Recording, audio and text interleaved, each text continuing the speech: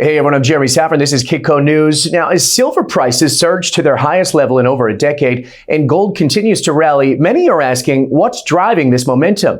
Now, our next guest says that we're witnessing one of the most extreme supply and demand mismatches in recent history, particularly in silver, with limited new mining projects to meet this growing demand. He also suggests that the rise in gold may be a signal for what's to come in base metals like copper. Joining us today is, of course, Tavi Costa, no stranger to our Kitco audience. He's Crescat Capital's macro strategist. Welcome back to the show, my friend. Good to have you back. Thanks for having me. Looking forward to this. Yeah, Tavi, we got so much to discuss. I mean, I've been going over, tweets, some of the reports. We've been having multiple guests on.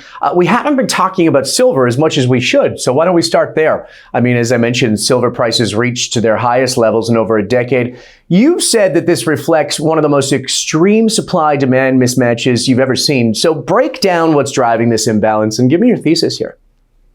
Yeah, there's a lot of things to go through in terms of the silver thesis, but this is particularly a problem with the mining industry where you have, if you divide CapEx, everything in the mining industry and the commodity space is really predicated on the capital spending of these companies. And right now, if you break down CapEx itself, you have sustaining capital, and you also have development capital. Sustaining is just to sustain what you have, and development is what you're investing in for new mines that are going to be operating in the future. And when you look at the development aspect of it, it's been shrinking and to levels that we probably haven't seen in many decades. And so that is particularly the case with silver, gold. Copper has improved slightly, but still a major problem as well.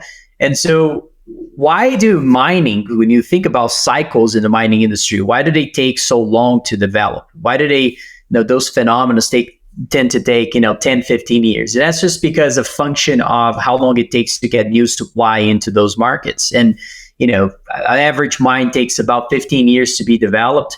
Majority, 80% of that actually is on the discovery side, and then the development phase is also quite a period for engineers and financiers to figure that out.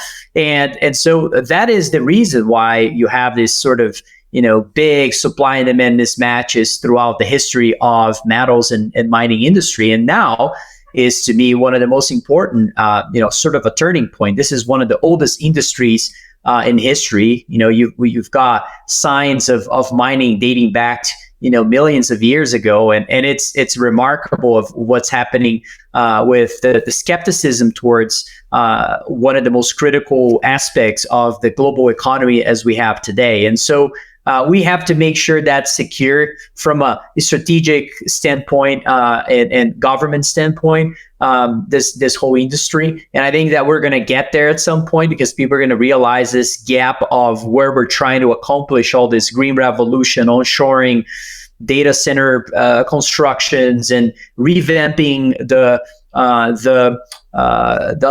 electrical grids. And all these things are going to have to come to fruition with the mining industry providing the materials for those construction spending plans that are all happening now. And so, in my view, this is the main reason why I think this industry is in a turning point.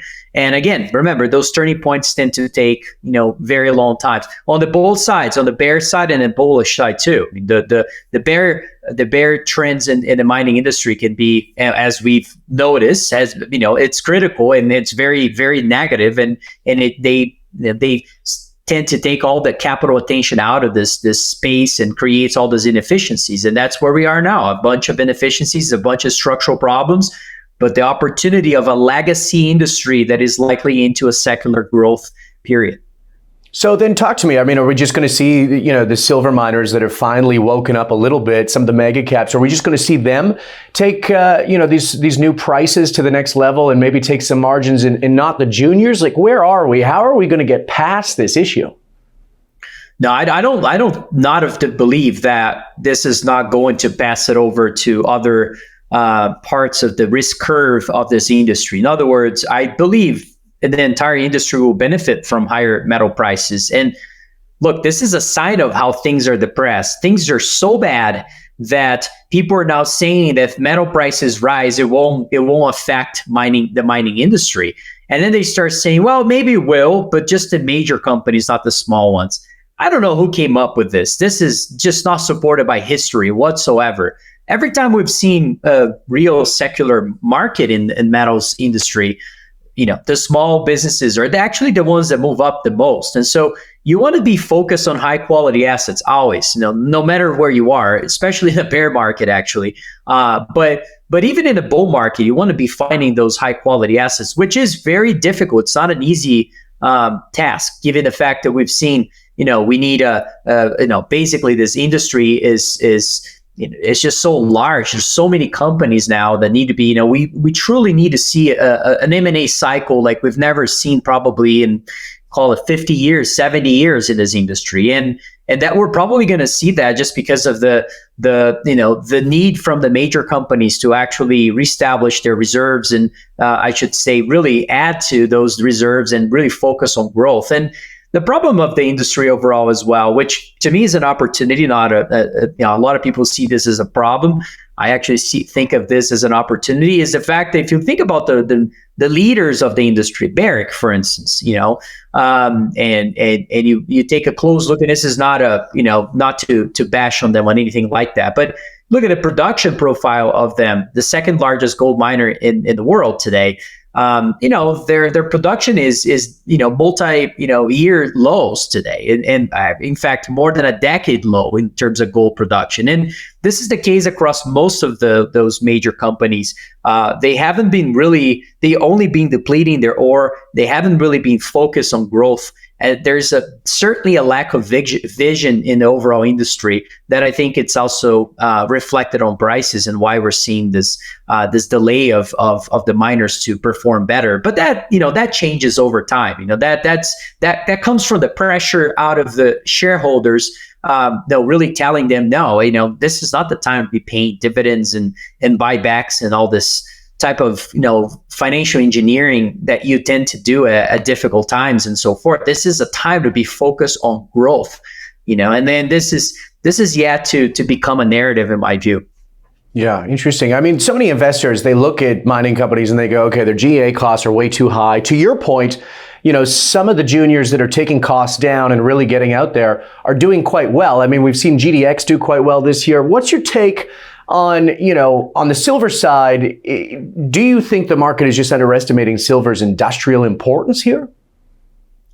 There's so many aspects from the demand front that look appealing. I mean, a lot of people have touched on the solar panel aspect that I think are important, going from single digits on the demand front now to participating more on the double digit side. It's definitely something to be aware of. But the real demand case for silver comes from this lagging effect that tends to have with gold. First gold has a big move, so does copper too, and then other metals tend to follow. And silver is kind of in this, again, it's in this kind of juncture that it's starting to move.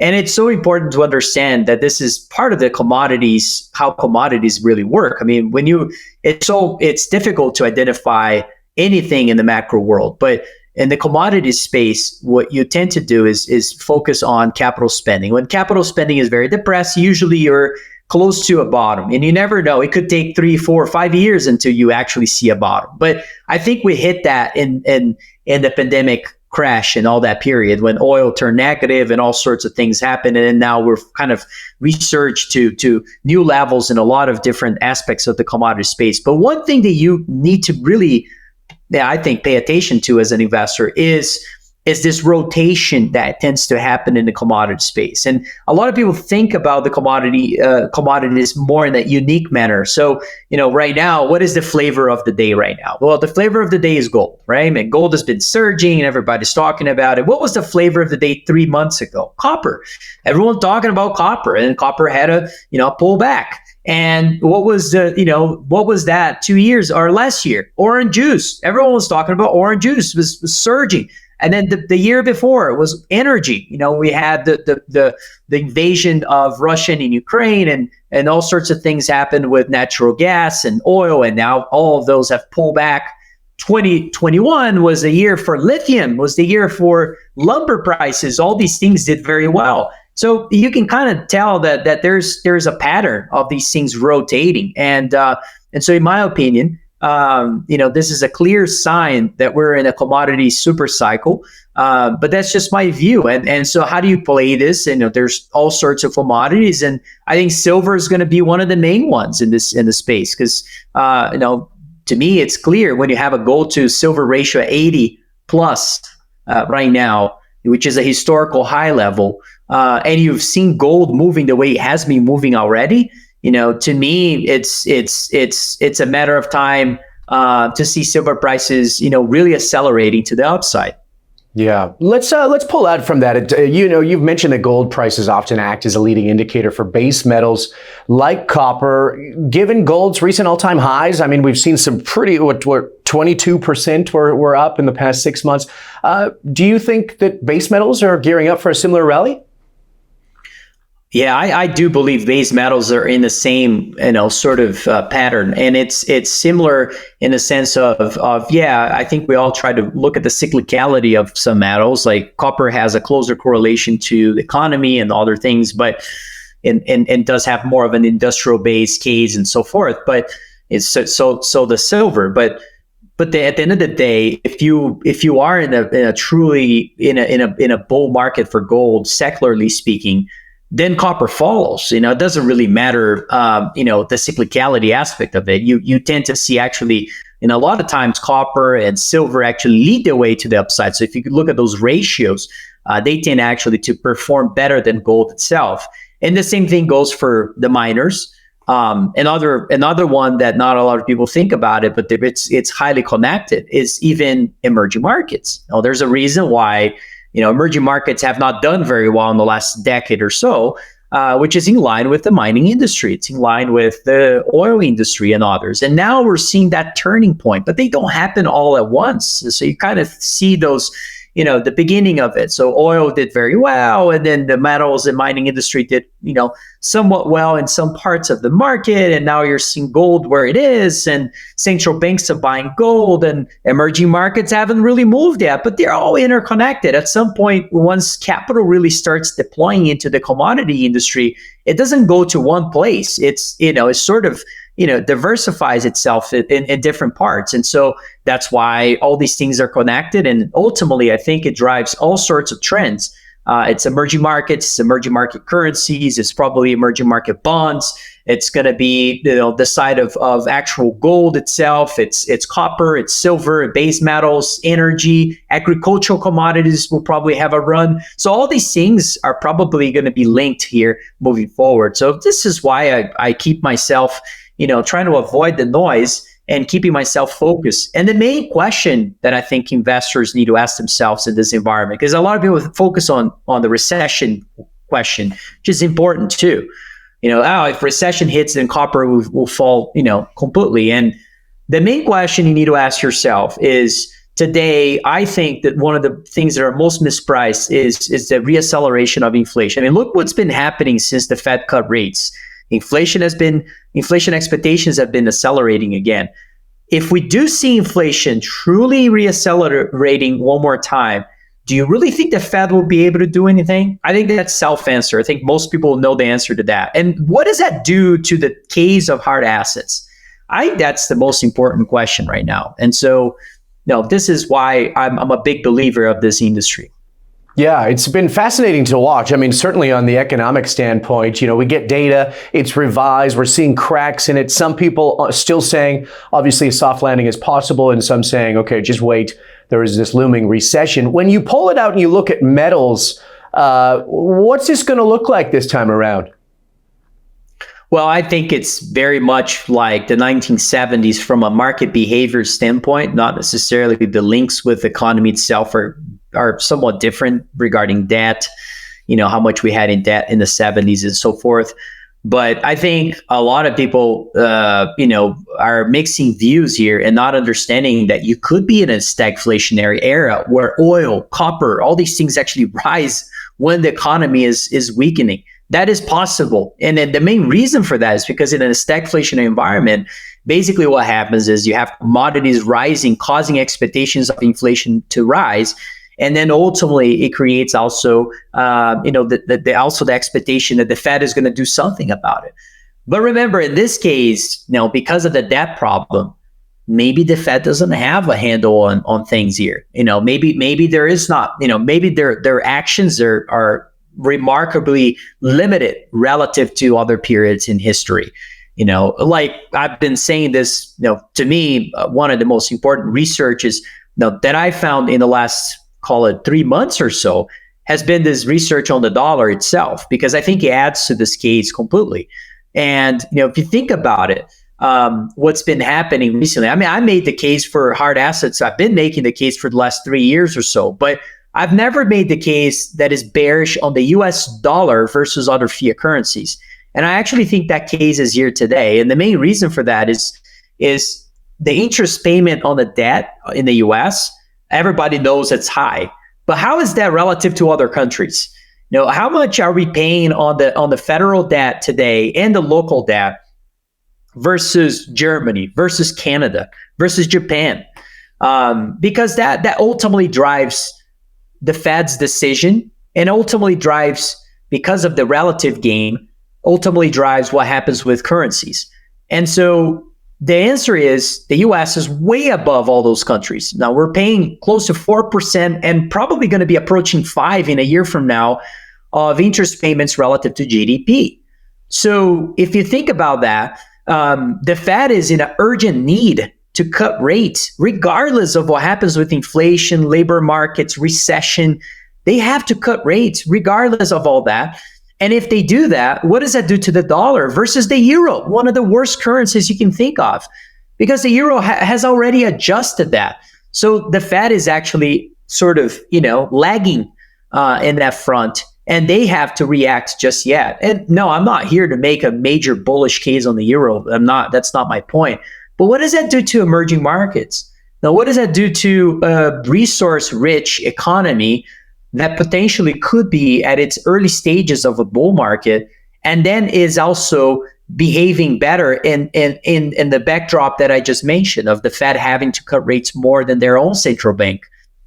That could be very positive. So I don't know. I think there is we see these trends every now and then. Like inflation, a lot of people missed, but it was very, very clear back in November of 2020 that we're going to see inflation coming out of the pandemic, stimulus and all that. And then 2021 to me started to look obvious when I really did a deep research on the reissuances of treasuries, and that was going to create interest rates to rise. Okay, so we saw inflation, we saw the treasury market fall. What is next? I think it's the dollar. It's the dollar depreciation is the next thing in line. And that's not just versus hard assets. I just want to emphasize this. It's against other fiat currencies, particularly the ones that have resource-rich economies that could potentially really outperform the dollar here. Yeah, interesting. I mean, everybody's been watching the emerging markets, but I want to talk about China. How close are you watching this, Tavi? I mean, obviously we have that economic slowdown. President Xi put a little bit of stimulus back into that economy. Some saying, I don't know if it's going to be enough. They got a longer term problem. Do you think that the demand for base metals could be tempered here? What do you think that's going to do on that side? Well, we at Crescat put out multiple letters in the past, back in 2014, 2013, extremely bearish on China. In fact, we were part of a think tank about China to share data economically about what was happening, the situation politically and all that, and decided to later on, and I'm referring to a few years now ago, to kind of not step out of that kind of activist approach against China. I think it's too political. But economically speaking, China always looked to us, in a sense of all the check marks are there of a problem. And finally, I think people are realizing that was the case. A lot of people thought China was going to be the new kind of emerging power in the global economy. Our view was implosion is closer to that than their leadership actually improving globally. And I think that is now potentially a kind of a conventional thought now. Now we've seen widespread bankruptcies. We've seen, the Chinese government having to step in and purchase a lot of the companies to become state-owned companies, and all sorts of things, mechanisms to try to help prop up the economy. When I said I'm positive on emerging markets, I want to be clear. I said resource-rich emerging markets, and that's not China. We can all talk about China stockpiling things, but China is not resource-rich like Brazil is or other economies. And so to me, that's a big divergence right there. And I do think that the biggest risk of the Chinese economy is on the currency. Is we've seen a lot of this already translated into equity markets. I'm not sure I would step in and say I'm going to short the Chinese equity markets now down 50-70% from its highs. That this is not the time to be doing that, in my opinion.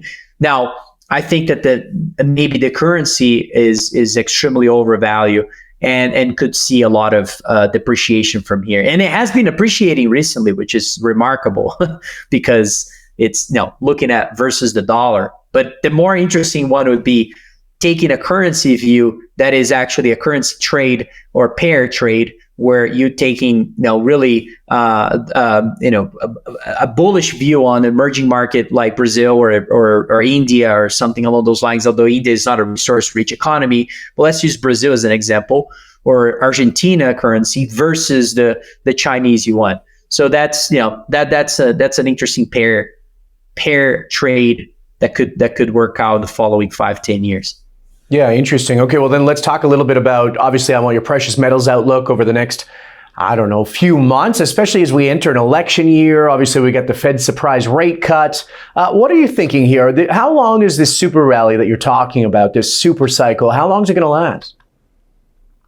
Well, it's not going to be a straight line, and we've seen a straight line recently, and so that's not what will likely be the case. I think we're due for a little correction or a little consolidation period. Absolutely normal to see that. And but I'm not the type of person that wants to be cute and try to either sell my position or trying to short the market just to try to make a quick buck on a little correction. That's not. I'm not a type of investor that's trying to call for that at all. I think that's just a waste of brain cells, in my view, and brain power in general. I think there's much better things to be doing and focusing on building businesses for the next 5 to 10 years that can really be focused on growth and could really generate a lot of free cash flow potentially in the next 5 to 10 years on the back of much stronger gold prices and silver prices and copper and others. That's where I think the big money will be made. But now that's just my 2 cents. And so, I don't think it's going to go up on a straight line. I think we're due, though, for other metals to catch up to gold. That to me is more interesting. The fact that we're seeing silver. Remember when we had this whole environment where silver, the silver squeeze movement, and also silver is all over the news, and it was barely hitting 30. Right now, nobody really is talking about it, and we're 31, 32. And it, that's remarkable. If silver falls, 5-10% today, we're going to be at oversold levels at $30, around $30. I mean, that is remarkable. Let's be honest. So, I think we're headed much higher, in my view. Okay, well, I know that you're always running the numbers. You're always crunching some due diligence. We were just talking about some of those mining equities. What are you excited about here? I mean, is it the mega caps that are just going in and trying to consolidate the market? Or are you looking at juniors that have lower evaluations with this tight capital? What are you thinking? Without making any promises, my understanding is from history is that majority of the billionaires in this industry have made most of their money in the exploration side, is buying properties and rights on properties that then turn out to be major discoveries. You can talk about pretty much all the billionaires in this industry have made 80-90% of their money on this. And so to me, because of the level of inefficiency in this industry, given the fact that we have a lack of geologists, lack of capital, lack of interest, I can go on and on. And I think that there is a case to be made to kind of invest as a venture capital approach in the exploration industry by buying companies that have, in our view, strong potential for finding major discoveries, that have, in a lot of cases, actually already drilled and intercept incredible, mineralized holes that the market is just, for whatever reason, is just misreading, neglecting, ignoring those particular companies. And so building a quality asset of those companies is so important, because as we get into this cycle and we see the major companies seeing their shares going higher, what is that? Their currency is not gold. Their currency is their share price. When their share price goes up, their pockets get, ready to be thinking about how to redeploy that into acquisitions. And to me, that's where, that knock on, usually when you see it in the macro world, you can structure trades and ideas in very different ways. And my experience is that the first one in line is never the best one for you to be, really expressing that view. In other words, what is the first one line? Oh, buying gold, going there and buying physical gold. And I'm not that interested in that. Although I think there's a case for that, and I'm not saying there isn't a case and all, but asymmetry is not there in my view. And so you kind of have to think about more kind of like a chess game, and thinking about what are the knock-on effects that you have, and look for those knock-on effects that are extremely mispriced. And in this case, to me, is the exploration assets are the very unloved assets within major companies that they're trying to sell because they don't like it. There's, for whatever reason today, gold prices at record levels, and gold-only projects, there is a lack of people wanting to buy them. I don't know why. It's remarkable. And so, I'm interested in that. And that's because institutional capital is chasing electrification and battery metals and all those things, and nobody's focused on gold itself. And so, I think there's different cases to be made, but that kind of venture capital approach, where you're buying large positions of high quality exploration assets that could potentially either get bought out by major companies or could also develop their own projects. I think that's really where the big money, in my view, will probably be made. Yeah, you mentioned that consolidation, those M&A, a lot of acquisitions just starting to take place now in terms of this industry. Do you think it's just getting started here? Are we going to go into a super consolidation type phase in the mining sector? I think the M&A will be one of the strongest things we'll see out of the cycle. But I'm not talking about what we've seen before. I think none of us have seen anything like we're probably going to see this time. And the desperate need from the major companies, when the narrative changes and starts requiring growth, when shareholders start knocking on the door and saying, where's growth for me to actually deploy capital here? Forget about dividends, forget about buybacks, stop that crap. I want growth. Because that's what made technology great, right? Technology, the focus wasn't on buybacks. Think about that. I mean, if you're running a gold company, which we help to run different companies, and we run ourselves some different businesses too, that comes to mind a lot. Like what was the real success of technology? Was saying, forgetting about Wall Street, that constant focus on profitability tomorrow, and thinking about growth. That was really what brought in that, and actually delivering on that. And so that to me is much more interesting than finding a certain company that's paying great dividends and doing great buybacks and paying down debt.